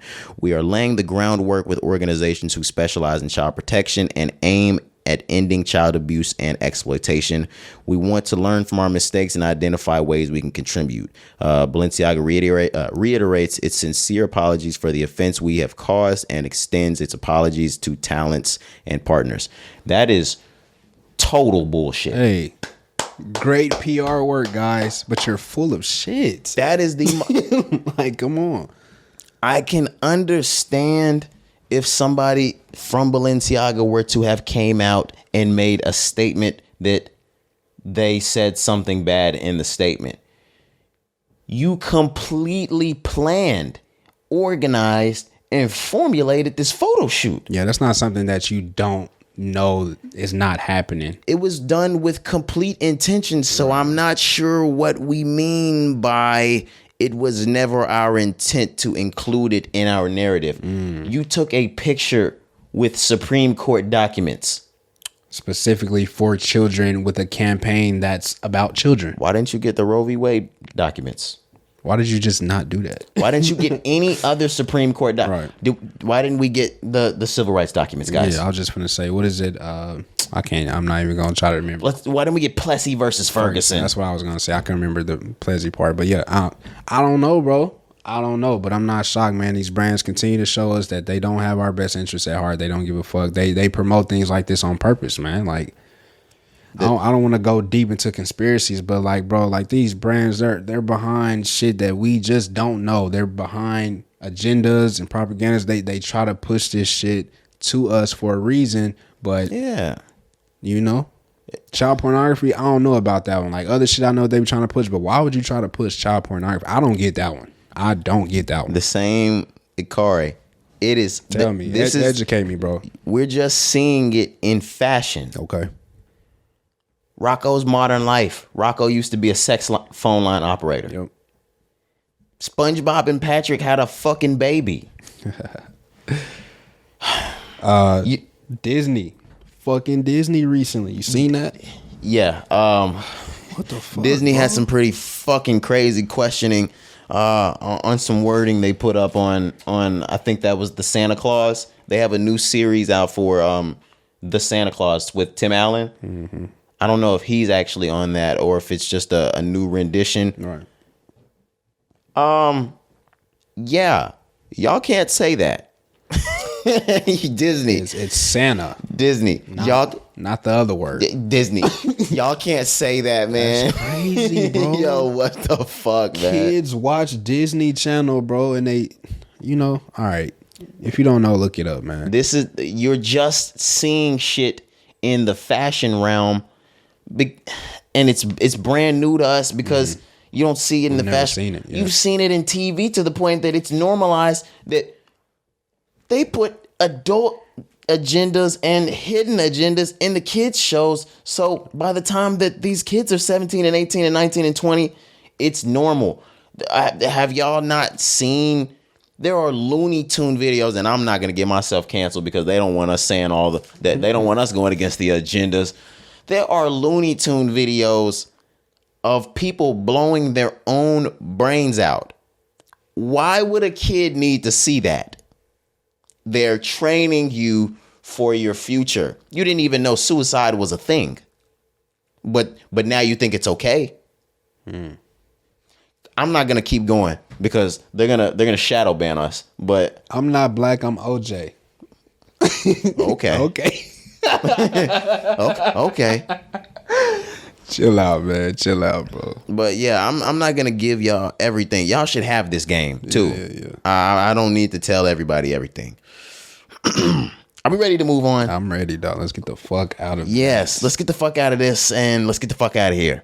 The 40-year anniversary of Michael Jackson's Thriller got shut down by the AMAs. It was supposed to be performed by Chris Brown. I think Sierra even had a part that she was supposed to come out and do that we actually saw.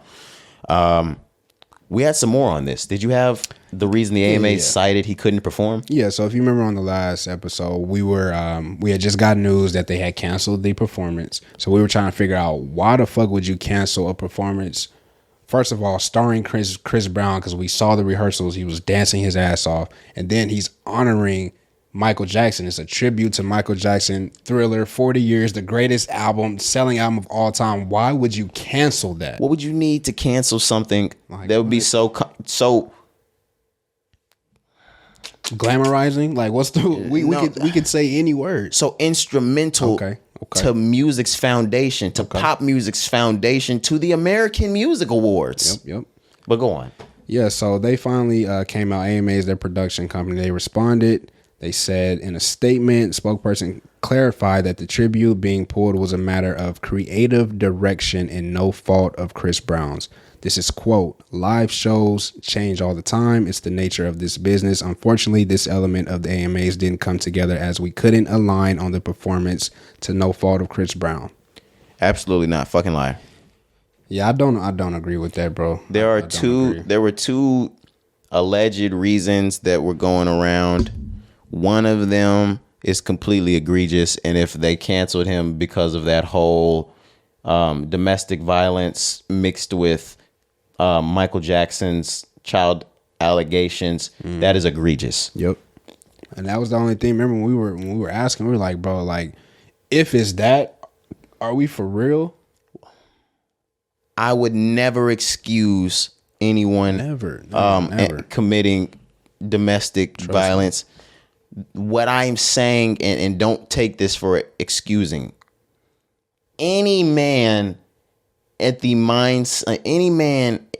age of 19 that has grown up does not have the same mindset more than 10 years later. Yeah, man. I mean, you gotta allow people to make mistakes, and like we said, we know what happened. But I also want to let you guys know that they both put their hands on each other. This wasn't just Chris Brown. Look at Cari. I'm just saying, man. Like, I'm just saying, bro. We saw the videos, bro. The pictures. I know he went crazy, but that was a situation where they were both putting their hands on each other. You know what I'm saying? So like, Rihanna doesn't get the backlash that Chris Brown gets. I don't think she should. I know he beat her ass, bro. He beat the fuck out of her. But what I'm saying is, like, bro, it was a mistake a long time ago. We've moved on. That's the point that I'm getting to. I'm not trying to lessen anything, but it's just like, damn. Anybody that has grown up, that's even listening to this pod, watching this pod, if you're 25 or 26 or 27, 28, somewhere near 30, anything like that, you're not the same person you were when you were 19. You have moved on from your childish ways. Nobody is excusing the fact that he hit Rihanna, or that he might have hit or have done whatever he did with Karuchi, or whatever it was. Yeah. Allow people to grow the fuck up. Yeah, allow people to own up to their mistakes. He's owned up to his mistakes. He's apologized and he's changed, like you said, bro. Like, he's not even on shit like that. There's a daughter that he has to set an example for these days. Right, exactly. There's so many things that we can just say, like, why the fuck would you do this? And Mike was acquitted. I'm not gonna speak on Michael Jackson. No, we don't have to speak. We ain't got to speak on Mike, especially after that goddamn dirty ass doc came out. Fuck Oprah, number one. Fuck you, Oprah. I'm not talking about Mike. That's why I don't fuck it. People want to wonder why I always say fuck Oprah. That's why I say fuck Oprah, because Oprah was good friends with Harvey Weinstein and dropped the Michael doc first, whether that's true or not. Right. So why the fuck would you go that route when you have this? You have this and this is true in your backyard. Right. And you knew this nigga was doing. That's another reason why I don't fuck with Oprah, because y'all kept fucking with Oprah after the Harvey Weinstein shit and just said he didn't fucking know. If y'all expected Felicia Rashad to know what the fuck Cosby was doing, you should have fucking expected Oprah to know what the fuck Harvey Weinstein was doing, and y'all don't hold her fucking accountable. And I'm gonna hold her and that bitch Gail accountable. Stop playing with me, man. Fuck both of them. Cause she sat up there and did that shit to R. Kelly. Facts. Kelly, of course, deserved that shit. She didn't do it. But why does it have to be us? I know they want to get the story, bro. But don't hammerhead the culture before you hammerhead. It's fucked up. Motherfuckers that you know out here dirty. Go get Harvey. Yeah, bro, it's fucked up. What was I on fucking Oprah for? I don't fucking know, bro. and then you know what? I was just gonna say, then they just get to commit suicide and it's fucking over. I hate that. Who talking about? Didn't that nigga die? Harvey? Not Harvey. Who committed suicide? That is Harvey still alive? Harvey Weinstein is still alive. You're talking about the guy that had his own island specifically for. Okay, my fault. For that. Epstein. You're Harvey Weinstein. You're thinking of Epstein. Sick fucks. Yeah. I don't care who it is. That shit too. Now we had a million Epstein documentaries, but I was talking about them running the Michael Jackson documentary. Yeah. I still don't. Oh, that's the second theory. Was I didn't watch the entire AMAs, but I heard that another reason why was because Karuchi presented an award at the AMAs, and that could have been some sort of conflict. And if you think about it from the politics side, the blowback side, if this comes to social media, is there a bigger blowback from Chris Brown not being able to perform the 40th anniversary of Michael due to quote unquote unknown reasons? Or does the AMAs want Carucci coming back going, they canceled my award presentation because my abuser was going to be there? I think there's a much bigger blowback with the Carucci one. So they said, let's do some damage control. Let's cut the whole fucking thing. They're black anyway. Okay. They're black anyway. Y'all are laughing. I'm dead serious because if it was a white act, they wouldn't do it. I know, but I wouldn't expect you to say that. I'm sorry, and I'm sure I probably caught the listenership off guard too. Yeah. I'm not joking. Nah, bro. We know. I'm not joking. We know, man. It's some shit like there are some niggers anyway. So I mean, fuck 'em. Can't cancel their fucking performance. They'll get over it. We do it all the time anyway. Yeah, which we will, and then we'll be back next year. They'll try to give a tribute to fucking James Brown or Prince, and somebody else will step up there and perform and dance their ass off like they didn't just cancel Chris Brown the year before. Like, we gotta stop giving them our time. We gotta say no. Cari, this is going back to the Kanye argument. They're not saying no because they're all in bed. I feel you, man. And they're gonna cancel me if I say no, fuck this. Yeah, I feel you. It's just there's so many pussy celebrities in this circle that everybody could come together and say, they can't say fuck us all, but there's the percentage that's scared, so they're not gonna roll with everybody that's willing to unionize and say fuck them all, because there's that portion of the NFL that says, I can't kneel with Cap because I'll lose my job. I have a family to support, blah, blah. Think about it like that. Yeah, I get him, bro. I get him.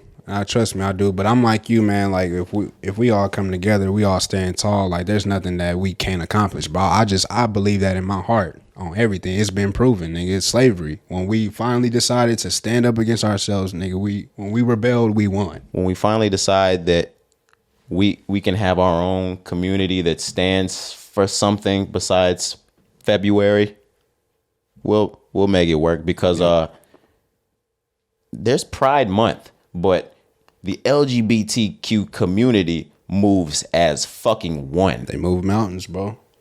We've just seen in the last month, the Jewish community will band together and fuck your life. They move mountains, man. Another one, the Asian community will fuck. You see how fast your life bills get passed? When you remember when all that discrimination was going on with them? Yeah, and rightfully so. That things should happen for everybody. I'm not against change, but what I'm saying is, it happened in the first 60 days of Biden being in office. What I'm saying is, like, bro, this has been 400 years of slavery and discrimination. The Emmett Till bill just got passed. It's been sitting on the desk of the president since Emmett Till died. This last election, slavery was on the ballot still for multiple states. Like, what the fuck are we doing? All right, I don't know, man. There were still people voting on keeping slave terms in the legislation. Lynching just became, what is it, a crime like this year or the last year? Because of the same shit I'm talking about with the Emmett Till. Okay. It's been sitting on the president's table for years and years and years. Biden gets in, does the bill for the Asian bill in the first 60 days, which y'all love the fucking Democrats because they support the black people though, huh? Shut the fuck up, man. Stop fucking talking to me, man. Stop fucking talking to me. This nigga Biden wrote the crime bill that crippled our Let's get into the song of the week. I'm done. No. We need to go ahead and get out of here. Bro. This podcast is going to get us shadow banned. Oh, man. No, I'm literally getting hot. Yeah, bro. Let's get the fuck out of here. I'm not doing this with y'all. This is episode 194. I'm glad to be back, Cari. Yes, sir. Let's get out of here, man. It's the Rise and Grind podcast. Your boy Roderick. Yes, sir. Jakari, we out. All right, man. We out.